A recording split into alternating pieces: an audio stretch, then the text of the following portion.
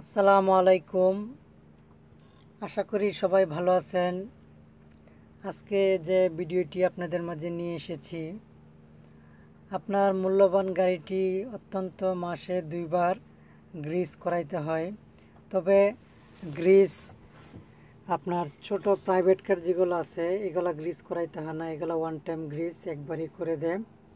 আপনার যারা বড় গাড়ি চালায়, যেমন ধরেন পণ্য পরিবহন বা যাত্রী পরিবহন আছে, ট্রাক, পিকআপ এবং কভার ভ্যান, বাস, লরি গাড়ি, এই গাড়িগুলো আপনার 15 দিন পর পর বাধ্যতামূলক গ্রিস করা লাগে।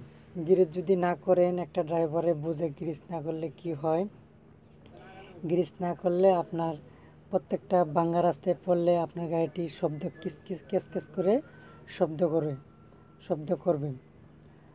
আপনি যখন গ্রিস করাবেন না 1 মাস 2 মাস 3 মাস, তখন আপনার জিনিসগুলো ক্ষয় হতে থাকবে।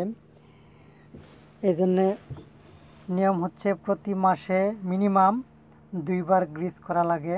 বড় গাড়ি যেগুলা, আপনার বড় গাড়ি তো ওয়ান টাইম গ্রিস না, এগুলা হচ্ছে আপনার নিপেল সিস্টেম, নিপেলের ভিতরে গ্রিস করা লাগে। আর ছোট যে গাড়িগুলো আছে ওয়ান টাইম গ্রিস, যেমন প্রাইভেট কার বা ছোট পিকআপ, এগুলা ওয়ান টাইম গ্রিস, এগুলা একবারে গ্রিস করে দেয়, আর দ্বিতীয়বার গ্রিস করা লাগে না। বড় যেমন টাটা গাড়ি, আইসার গাড়ি, এরকম এই গাড়িগুলা আপনার 15 দিন পর পর অবশ্যই গ্রিস করবেন।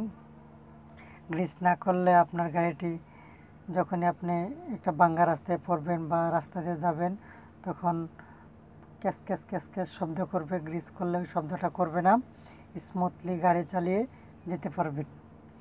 যে আমি যে গাড়িটি চালাই, এই গাড়িটি আমি চালাই, এই গাড়িটি আমি আজকে আপনার 15 দিন পর গ্রিস করছি।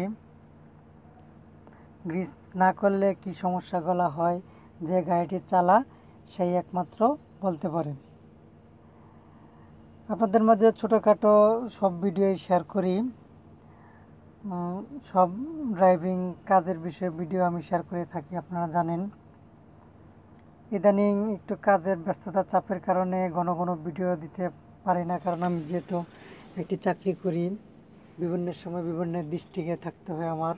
আমি যেহেতু পণ্য পরিবহন গাড়ি চালাই, আমার বাইরে বেশি থাকা লাগে, সেই কারণে ব্যস্ততার কারণে ভিডিও এত দিতে পারি না। আজকে এ পর্যন্ত, সামনে আরও অন্য নতুন বিষয় নিয়ে আপনাদের মাঝে আসবো। সেই পর্যন্ত সবাই ভালো থাকবেন, সুস্থ থাকবেন। সবার জন্য আমি দোয়া করি, আমার জন্য দোয়া করবেন। আল্লাহ যেন ভালো রাখে, আপনাদেরকে ভালো রাখে, আমাকেও ভালো রাখে।